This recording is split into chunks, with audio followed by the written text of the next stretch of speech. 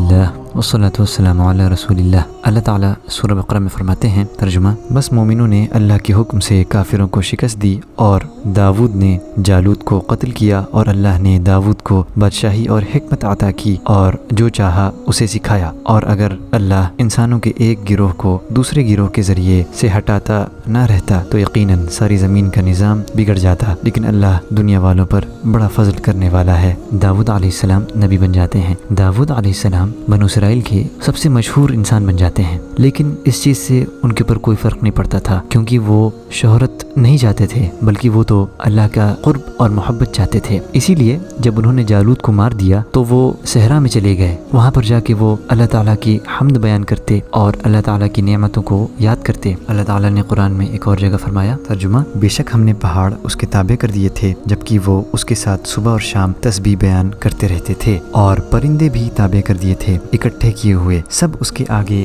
رجوع کرنے والے تھے، اور ہم نے اس کی بادشاہی مستحکم کر دی تھی، اور ہم نے اسے حکمت اور فیصلہ کن بات کی صلاحیت دی تھی۔ اللہ کی مخلوق جیسے پیڑ پودے، چڑیا، جانور اور یہاں تک کہ پہاڑ بھی داؤد علیہ السلام کی آواز پر جواب دیتے تھے جب وہ اللہ تعالیٰ کی حمد بیان کرتے تھے۔ اللہ تعالیٰ نے داؤد علیہ السلام کو ایک نبی بنایا اور انہیں زبور دی، جیسا کہ اللہ تعالیٰ نے فرمایا، ترجمہ: اور ہم نے داؤد کو زبور دیا۔ داؤد علیہ السلام اپنی کتاب کو پڑھتے تھے اور اللہ کی حمد بیان کرتے، اور ان کے ساتھ ساتھ پہاڑ بھی اور چڑیا بھی حمد بیان کرتے۔ اللہ تعالیٰ نے فرمایا قرآن میں، ترجمہ: اے نبی، جو کچھ یہ کہتے ہیں آپ اس پر صبر کیجئے، اور ہمارے بندے داود کو یاد کیجئے جو صاحب قوت تھا، بے شک وہ بہت رجوع کرنے والا تھا۔ داود علیہ السلام کا جو اخلاص تھا وہ صرف ایک واحد چیز نہیں تھی جس کی وجہ سے چڑیا اور جانور بھی ان کے ساتھ اللہ تعالیٰ کی حمد کرتے تھے، نہ ہی ان کی آواز کی مٹھاس تھی، بلکہ اللہ کی طرف سے یہ ایک معجزہ تھا۔ یہ ان کا ایک اکلوتا معجزہ نہیں تھا، کیونکہ اس کے علاوہ اللہ تعالیٰ نے انہیں اس چیز کی بھی طاقت دی تھی کہ وہ چڑیوں اور جانوروں کی زبان سمجھ سکیں۔ داود علیہ السلام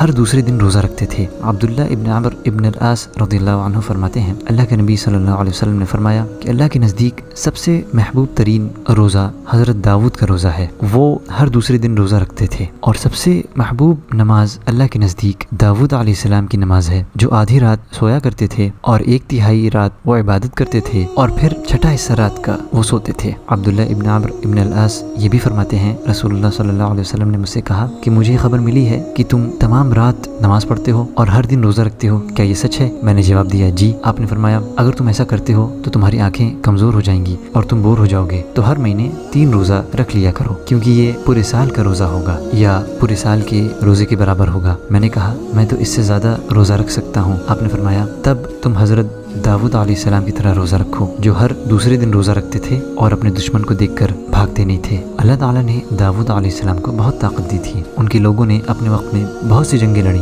لیکن انہیں ایک چیز سے تکلیف تھی، اور وہ تھا ان کا لوہے کا آرمر، جو بہت بھاری تھا، جو ایک لڑاکو کے لیے بہت بھاری تھا، اور وہ اس کے ساتھ آسانی سے چل پھر نہیں سکتا تھا اور لڑائی نہیں کر سکتا تھا۔ کہا جاتا ہے کہ داود علیہ السلام ایک دن بیٹھے ہوئے تھے، اس پریشانی کے بارے میں سوچ رہے تھے، اور ان کے ہاتھ میں ایک لوہے کا ٹکڑا تھا جسے وہ چھو رہے تھے۔ تبھی انہوں نے دیکھا کہ ان کا جو ہاتھ ہے وہ لوہے میں گھستا جا رہا ہے۔ اللہ تعالیٰ نے اس لوہے کو ان کے لیے بہت نرم بنا دیا تھا۔ اللہ تعالیٰ نے قرآن فرمایا، ترجمہ: اور ہم نے ان کے لیے لوہا نرم کر دیا۔ جزاکم اللہ خیرہ۔ آج کا یہ پارٹ ختم ہو رہا ہے، انشاءاللہ اگلے پارٹ کے لیے چینل سے ضرور جڑے رہیں، اس ویڈیو کو شیئر کریں۔ السلام علیکم ورحمۃ اللہ وبرکاتہ۔